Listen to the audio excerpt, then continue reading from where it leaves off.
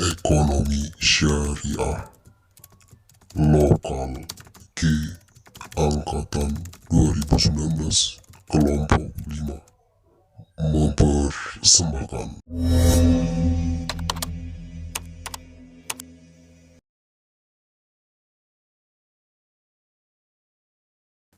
Assalamualaikum warahmatullahi wabarakatuh. Perkenalkan, nama saya Hari Akbar Febrian. Saya selaku perwakilan kelompok 5 Sejarah Peradaban Islam. Sebelum kita melanjutkan ke cerita ataupun materi pada video kali ini, saya akan memperkenalkan teman-teman kelompok saya. Yang pertama saya sendiri, yaitu Hari Akbar Febrian. Selanjutnya Halimah, dan ada Rehana Radia, dan yang terakhir ada Muhammad Alif Yulianisa Dana. Materi atau cerita yang akan dibahas pada video kali ini yaitu adalah Islam di Andalusia, Spanyol. Oke, langsung saja. Untuk selanjutnya akan kita lanjutkan kepada materi ataupun ceritanya. Masuknya Islam ke Andalusia, Spanyol. Spanyol diduduki umat Islam pada zaman Khalifah Al-Walid sekitar tahun 705 sampai 715 Masehi, salah seorang khalifah dari Bani Umayyah yang berpusat di Damaskus. Sebelum penaklukan Spanyol, umat Islam telah menguasai Afrika Utara dan menjadikannya sebagai salah satu provinsi dari dinasti Bani Umayyah. Penguasaan sepenuhnya atas Afrika Utara terjadi di zaman Khalifah Abdul Malik sekitar tahun 685 sampai 705 Masehi. Khalifah Abdul Malik mengangkat Hasan bin Nu'man al-Ghazani menjadi gubernur di daerah itu. Pada masa Khalifah Al-Walid, Hasan bin Nu'man sudah digantikan oleh Musa bin Nusair. Di zaman Al-Walid itu, Musa bin Nusair memperluas wilayah kekuasaannya dengan menduduki Aljazair dan Maroko. Selain itu, ia juga menyempurnakan penaklukan ke daerah-daerah bekas kekuasaan bangsa Barbar di pegunungan-pegunungan. Penaklukan atas wilayah Afrika Utara itu pertama kali dikalahkan sampai menjadi salah satu provinsi dari Khilafah Bani Umayyah, memakan waktu selama 53 tahun. Sebelum dikalahkan dan kemudian dikuasai Islam, di kawasan ini terdapat kantung-kantung yang menjadi basis kekuasaan kerajaan Romawi, yaitu kerajaan Gotik. Kerajaan ini sering menghasut penduduk agar membuat kerusuhan dan menentang kekuasaan Islam. Setelah kawasan ini betul-betul dapat dikuasai, umat Islam mulai memusatkan perhatiannya untuk menaklukkan Spanyol. Dengan demikian, Afrika Utara menjadi batu loncatan bagi kaum muslimin dalam penaklukan wilayah Spanyol.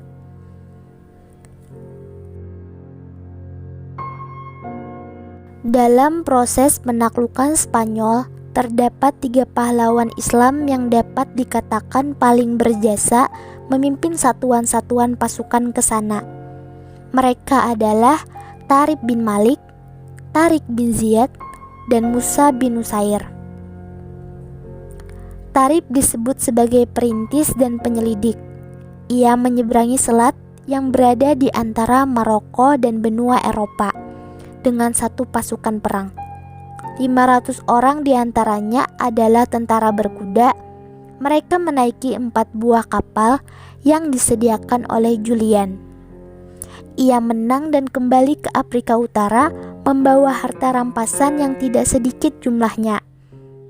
Didorong oleh keberhasilan Tarif dan kemelut yang terjadi dalam tubuh kerajaan Visigotik yang berkuasa di Spanyol pada saat itu, serta dorongan yang besar untuk memperoleh harta rampasan perang, Musa bin Nusair pada tahun 711 Masehi mengirim pasukan ke Spanyol sebanyak 7.000 orang di bawah pimpinan Tariq bin Ziyad.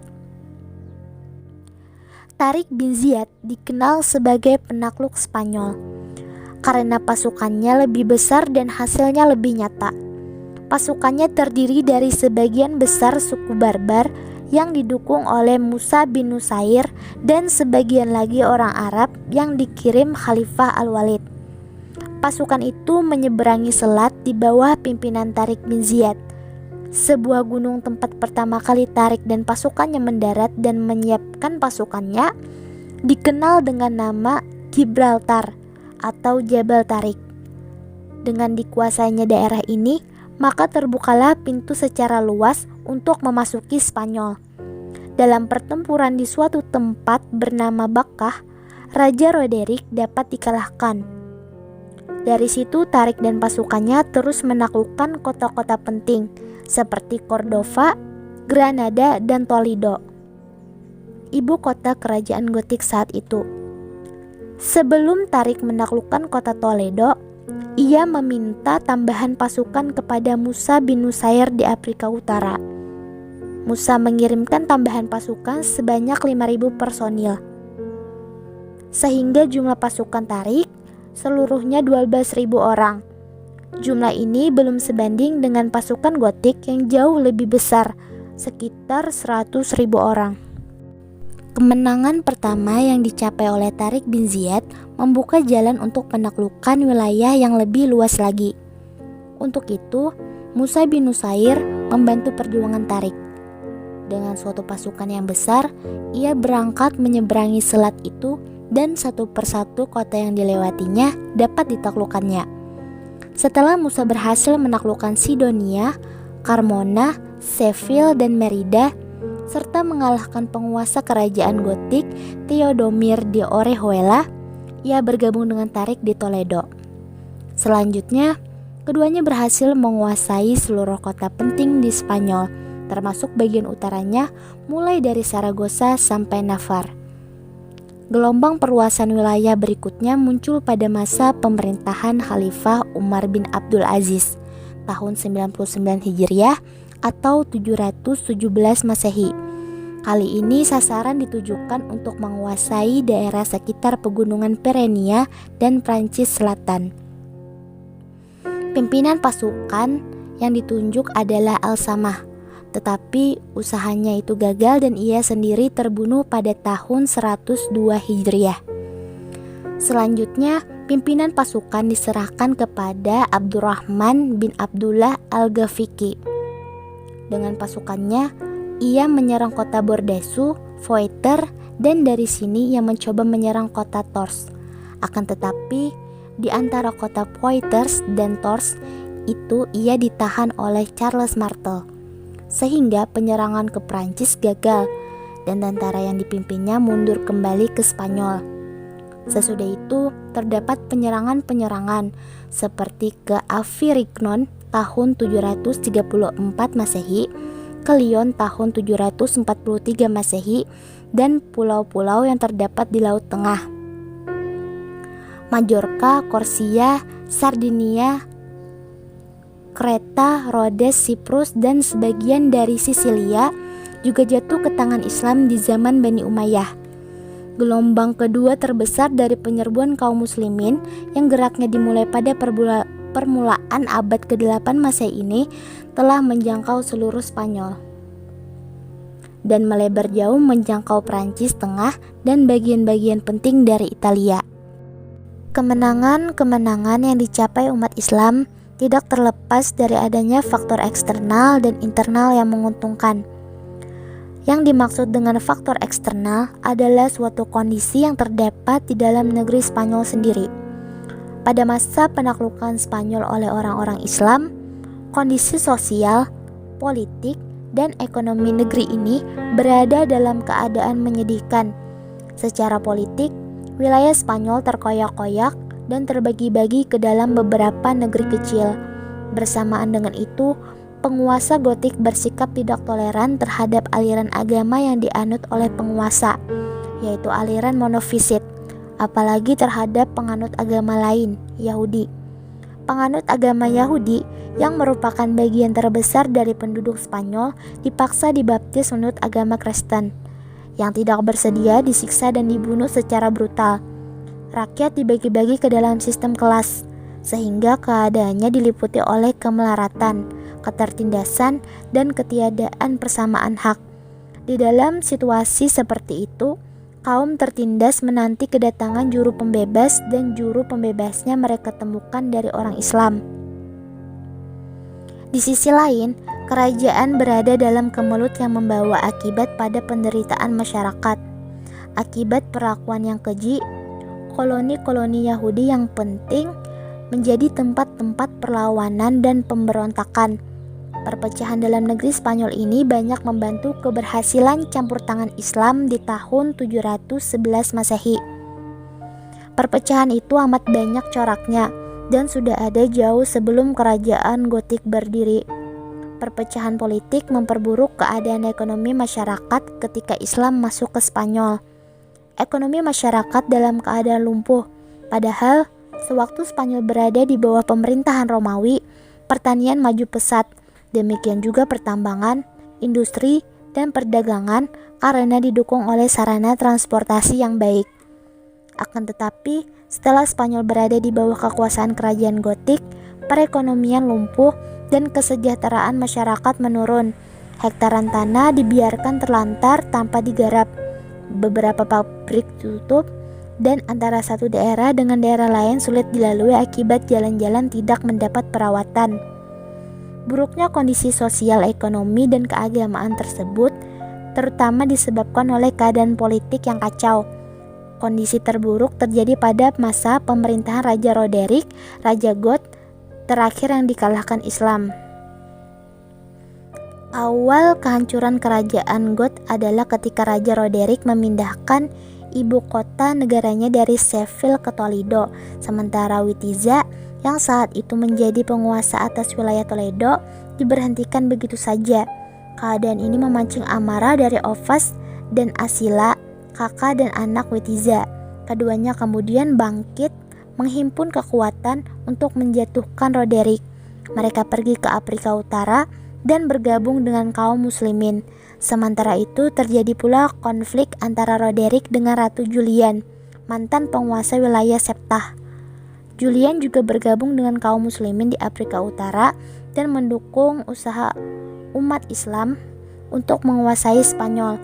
Julian bahkan memberikan pinjaman 4 buah kapal yang dipakai oleh Tarif, Tarik, dan Musa. Hal menguntungkan tentara Islam lainnya adalah tentara Roderick yang terdiri dari para budak yang tertindas tidak lagi mempunyai semangat perang. Selain itu, orang Yahudi selama ini tertekan juga mengadakan persekutuan dan memberikan bantuan bagi perjuangan kaum muslimin. Perkembangan Islam di Spanyol. Sejak pertama kali menginjakkan kaki di tanah Spanyol hingga jatuhnya kerajaan Islam terakhir di sana. Masa itu berlangsung lebih dari 7,5 abad. Sejarah panjang yang dilalui umat Islam di Spanyol itu dapat dibagi menjadi 6 periode. Periode pertama, 711 sampai dengan 755 Masehi. Pada periode ini, Spanyol berada di bawah pemerintahan para wali yang diangkat oleh Khalifah Bani Umayyah yang berpusat di Damaskus. Pada periode ini, stabilitas politik negeri Spanyol belum tercapai secara sempurna. Adanya gangguan-gangguan masih terjadi, baik datang dari dalam maupun dari luar. Gangguan dari dalam antara lain berupa perselisihan di antara elit penguasa, terutama akibat perbedaan etnis dan golongan. Terdapat juga perbedaan pandang antara khalifah di Damaskus dan gubernur Afrika Utara yang berpusat di Kairawan. Masing-masing mengaku bahwa merekalah yang paling berhak menguasai daerah Spanyol ini. Oleh karena itu, terjadilah 20 kali pergantian wali gubernur Spanyol dalam waktu yang amat singkat. Perbedaan pandangan politik itu menyebabkan seringnya terjadi perang saudara.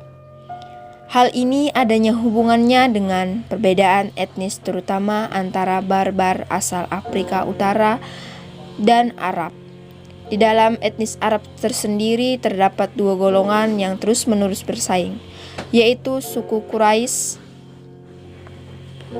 Di dalam etnis Arab sendiri terdapat 2 golongan yang terus-menerus bersaing, yaitu Arab Utara dan Arab Yamani atau Arab Selatan. Perbedaan etnis ini seringkali menimbulkan konflik politik, terutama ketika tidak ada figur yang tangguh. Itulah sebabnya di Spanyol pada saat itu tidak ada gubernur yang mampu mempertahankan kekuasaannya untuk jangka waktu yang agak lama. Gangguan dari luar dasar dari sisa-sisa musuh Islam yang Spanyol yang bertempat tinggal di daerah-daerah pegunungan yang memang tidak pernah tunduk kepada pemerintahan Islam. Karena seringnya terjadi konflik internal dan perperangan menghadapi musuh dari luar, maka dalam periode ini Spanyol belum memasuki kegiatan pembangunan di bidang peradaban dan kebudayaan. Periode ini berakhir dengan datangnya Abdurrahman ar-Rahman al-Dakhil ke Spanyol pada tahun 1338 Hijriah sampai dengan 755 Masehi. Periode kedua 755 sampai dengan 912 Masehi. Pada periode ini, Spanyol berada di bawah pemerintahan seorang yang bergelar Amir, Panglima atau Gubernur. Tidak tunduk kepada pusat pemerintahan Islam yang ketika itu dipegang oleh Khalifah Abbasiyah di Baghdad. Amir pertama adalah Abdurrahman I yang memasuki Spanyol tahun 138 Hijriah sampai dengan 755 Masehi. Dan diberi gelar Al-Dakhil yang masuk ke Spanyol. Dia adalah keturunan Bani Umayyah yang berhasil lolos dari kejaran Bani Abbas. Ketika yang terakhir ini berhasil menaklukkan Bani Umayyah di Damaskus. Selanjutnya ia berhasil mendirikan dinasti Bani Umayyah di Spanyol. Penguasa-penguasa Spanyol pada periode ini adalah Abdurrahman al-Rahman al-Dakhil, Hisham I, Hakam I, Abdurrahman ar-Rahman al-Hausat, Muhammad ibnu Abdurrahman ar-Rahman, Muzir ibnu Muhammad, dan Abdullah ibnu Muhammad.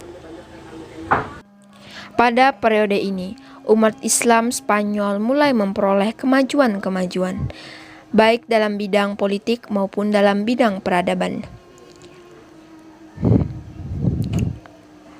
Abdurrahman al-Rahman al-Dakhil mendirikan Masjid Cordova dan sekolah-sekolah di kota-kota besar Spanyol. Hisham dikenal berjasa dalam menegakkan hukum Islam dan Hakam dikenal sebagai pembaharu dalam bidang kemiliteran. Dialah yang memprakarsai tentara bayaran di Spanyol. Sedangkan Abdurrahman al-Rahman al-Hausat dikenal sebagai penguasa yang cinta ilmu.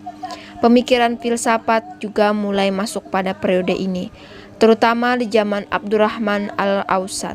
Ia mengundang para ahli dari dunia Islam lainnya untuk datang ke Spanyol, sehingga kegiatan ilmu pengetahuan di Spanyol mulai semarak. Berbagai ancaman dan kerusuhan terjadi. Pada pertengahan abad ke-9, stabilitas negara terganggu dengan munculnya gerakan Kristen fanatik yang mencari kesyahidan, martyrdom. Namun, gereja Kristen lainnya di seluruh Spanyol tidak menaruh simpati pada gerakan itu karena pemerintahan Islam mengembangkan kebebasan beragama.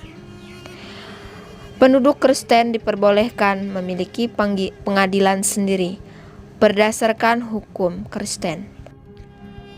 Gangguan politik yang paling serius pada periode ini datang dari umat Islam sendiri.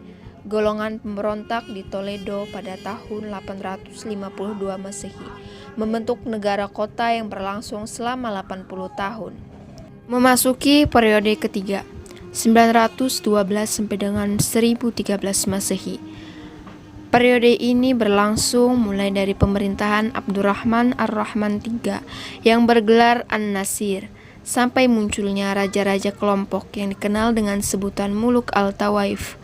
Pada periode ini, Spanyol diperintah oleh penguasa dengan gelar khalifah.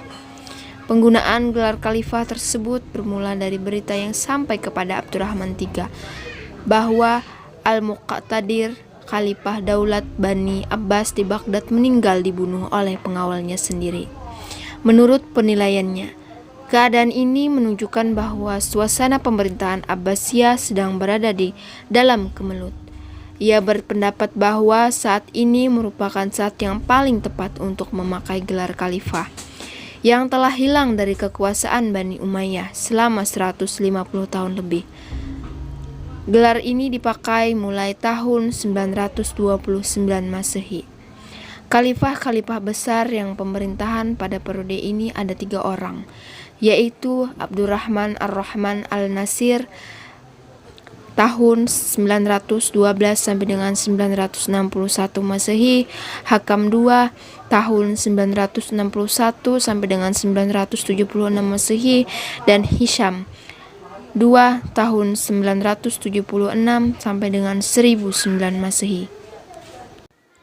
Pada periode ini, umat Islam Spanyol mencapai puncak kemajuan dan kejayaan, menyaingi kejayaan Daulat Abbasiyah di Baghdad. Abdurrahman An-Nasir mendirikan Universitas Cordova. Perpustakaannya memiliki koleksi ratusan ribu buku. Awal dari kehancuran Khalifah Bani Umayyah di Spanyol adalah ketika Hisham naik tahta dalam usia 11 tahun. Oleh karena itu, kekuasaan aktual berada di tangan para penjabat. Pada tahun 981 Masehi, Khalifah menunjukkan Ibnu Abi Amir sebagai pemegang kekuasaan secara mutlak.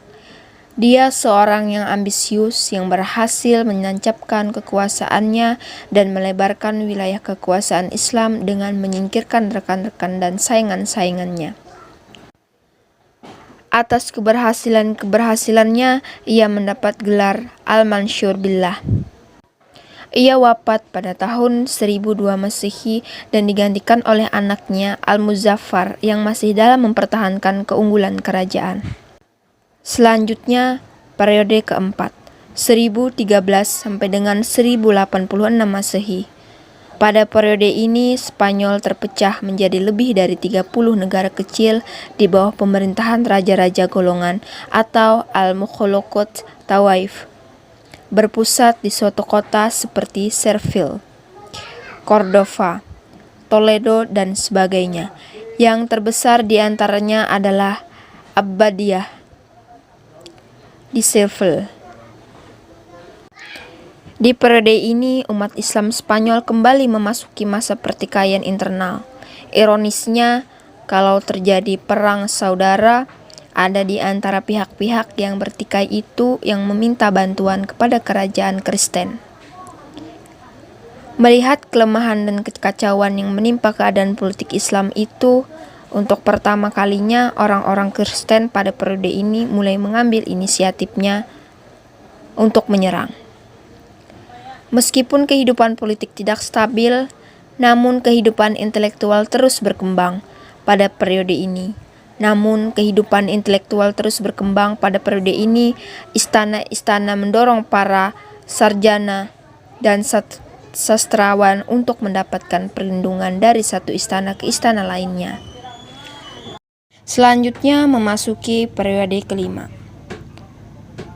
Pada periode ini, Spanyol Islam meskipun masih terpecah dalam beberapa negara, tetapi terdapat satu kekuatan yang dominan. Periode kelima ini tahun 1086 sampai dengan 1248 Masehi, yaitu kekuasaan dinasti Murabitun dan dinasti Muwahhidun. Dinasti Murabitun pada mulanya adalah sebuah gerakan agama yang didirikan oleh Yusuf ibnu Tashfin di Afrika Utara pada tahun 1062 Masehi. Ia berhasil mendirikan sebuah kerajaan yang berpusat di Marrakesh. Ia masuk ke Spanyol atas undangan penguasa-penguasa Islam di sana yang tengah memikul beban berat perjuangan pemerintahan negeri-negerinya dari serangan-serangan orang-orang Kristen, dan tentaranya memasuki Spanyol pada tahun 1086 Masehi dan berhasil mengalahkan pasukan Kastilia. Yang terakhir, periode ke-6 pada tahun 1248 sampai dengan 1492 Masehi. Di periode ini, Islam hanya berkuasa di daerah Granada di bawah dinasti Bani Ahmar pada tahun 1232 sampai dengan 1492. Peradaban kembali mengalami kemajuan seperti di zaman Abdurrahman An-Nasir. Secara politik, dinasti ini hanya berkuasa di wilayah yang kecil. Kekuasaan Islam yang merupakan pertahanan terakhir di Spanyol ini berakhir. karena perselisihan orang-orang istana dalam memperebutkan kekuasaan. Abu Abdullah Muhammad merasa tidak puas. Abu Abdullah Muhammad merasa tidak senang kepada ayahnya karena menunjuk anaknya yang lain sebagai penggantinya menjadi raja. Dia memberontak dan berusaha merampas kekuasaan. Dua penguasa Kristen dapat mengalahkan penguasa yang sah dan Abu Abdullah naik tahta. Ferdinand dan Isabella yang mempersatukan dua kerajaan besar Kristen melalui perkawinan itu tidak cukup merasa puas. Kedua ingin merebut kekuasaan terakhir umat Islam di Spanyol. Abu Abdullah tidak kuasa menahan serangan-serangan orang Kristen tersebut dan pada akhirnya mengaku kalah. Ia menyerahkan kekuasaan kepada Ferdinand dan Isabella. Kemudian hijrah ke Afrika Utara. Dengan demikian berakhirlah kekuasaan Islam di Spanyol tahun 1492 Masehi. Umat Islam setelah itu dihadapkan kepada dua pilihan, masuk Kristen atau pergi meninggalkan Spanyol. Kemajuan peradaban. Dalam masa lebih dari 7 abad, kekuasaan Islam di Spanyol, umat Islam telah mencapai kejayaannya di sana. Banyak prestasi yang mereka peroleh, bahkan pengaruhnya membawa ke Eropa dan kemudian dunia. Kepada kemajuan yang lebih kompleks. Yang pertama, kemajuan intelektual.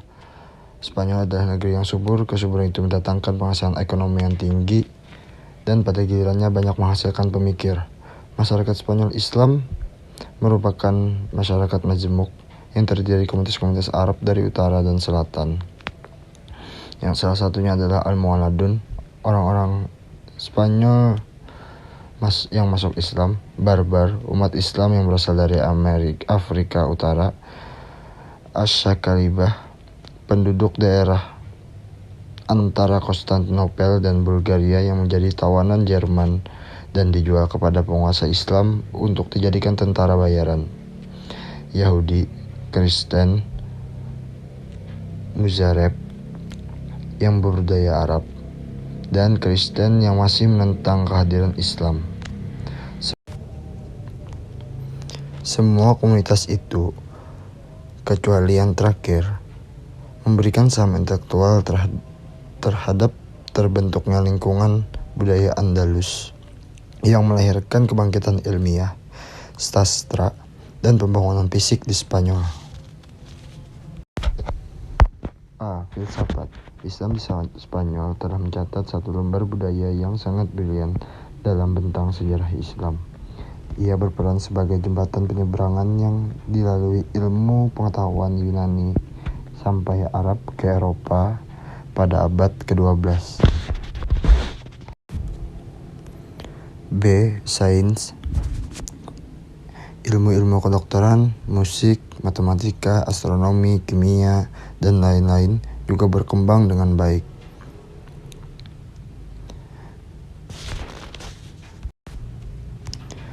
Fikih. Dalam bidang fikih, Spanyol Islam dikenal sebagai penganut mazhab Maliki. Yang memperkenalkan mazhab ini di sana adalah Ziyad bin Abdul Ar-Rahman. Perkembangan selanjutnya ditentukan oleh Ibnu Yahya yang menjadi qadhi pada masa Hashim bin Abdul Ar-Rahman.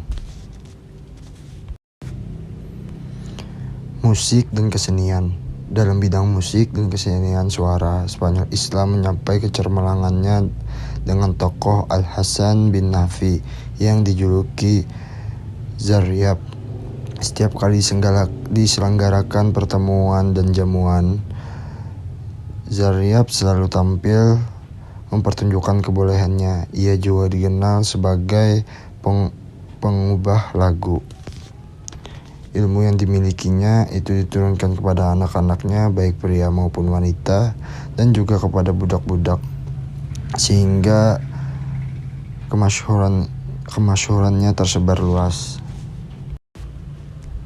Bahasa dan sastra. Bahasa Arab telah menjadi bahasa administrasi dan pemerintahan Islam di Spanyol. Hal itu dapat diterima oleh orang-orang Islam dan non-Islam. Bahkan penduduk Spanyol asli menomorduakan bahasa asli mereka. Mereka juga banyak yang ahli dan mahir bahasa Arab, baik keterampilan berbicara maupun tata bahasa. Kemegahan pembangunan fisik. Aspek-aspek pembangunan fisik yang mendapat perhatian umat Islam sangatlah banyak. Dalam perdagangan, jalan-jalan, dan pasar-pasar pun dibangun. Bidang pertanian demikian juga. Sistem irigasi baru diperkenalkan kepada masyarakat Spanyol yang tidak mengenal sebelumnya. Dam-dam, kanal-kanal, saluran sekunder, tersier, dan jembatan-jembatan air didirikan di tempat-tempat tinggi. Dengan begitu juga mendapatkan air.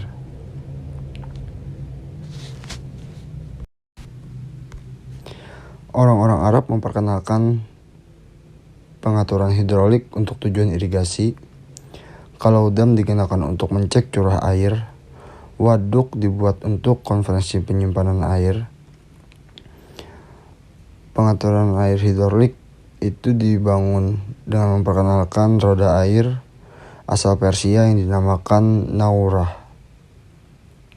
Di samping itu, orang-orang Islam juga diperkenalkan pertanian padi, perkebunan jeruk, kebun-kebun, dan tanaman. Industri. Di samping pertanian dan perdagangan juga merupakan tulang punggung ekonomi Spanyol Islam. Di antaranya adalah tekstil kayu, kulit, logam, dan industri barang-barang terkibar. Namun demikian, pembangunan fisik yang paling menonjol adalah pembangunan gedung-gedung, seperti pembangunan kota, istana, masjid, pemukiman, dan taman-taman. Di antara pembangunan yang paling megah adalah Masjid Cordova dan Istana Alhambra di Granada. Cordova adalah ibu kota Spanyol sebelum Islam, yang kemudian diambil alih oleh Bani Umayyah oleh penguasa Muslim. Kota ini dibangun dan diperindah. Jembatan besar dibangun di atas sungai yang mengalir di tengah kota. Taman-taman dibangun untuk menghiasi ibu kota Spanyol Islam. Pohon-pohon dan bunga-bunga diimpor dari timur. Di seputaran ibu kota terdiri istana-istana yang megah yang semakin mempercantik pemandangan. Setiap istana dan taman diberi nama tersendiri dan di puncaknya terpancang istana Damsyik. Di antara kebanggaan kota Cordova lainnya adalah Masjid Cordova. Menurut Ibnu Al-Dalai, terdapat 491 masjid di sana. Di samping itu, ciri khusus kota-kota Islam adalah adanya tempat-tempat pemandian. Di Cordova saja terdapat 900 pemandian. Di sekitarnya berdiri perkampungan-perkampungan yang indah. Karena air sungai tak dapat diminum, pengusaha Muslim mendirikan saluran air dari pegunungan yang panjangnya 80 km. Granada adalah tempat pertahanan terakhir umat Islam di Spanyol. Di sana berkumpul sisa-sisa kekuatan Arab dan pemikir Islam. Posisi Cordova diambil alih oleh Granada di masa akhir-akhir kekuasaan Islam di Spanyol. Arsitektur bangunannya terkenal di seluruh Eropa. Istana Alhambra yang indah dan megah adalah pusat dan puncak ketinggian arsitektur Spanyol Islam. Istana itu dikelilingi taman-taman yang tidak kalah indahnya.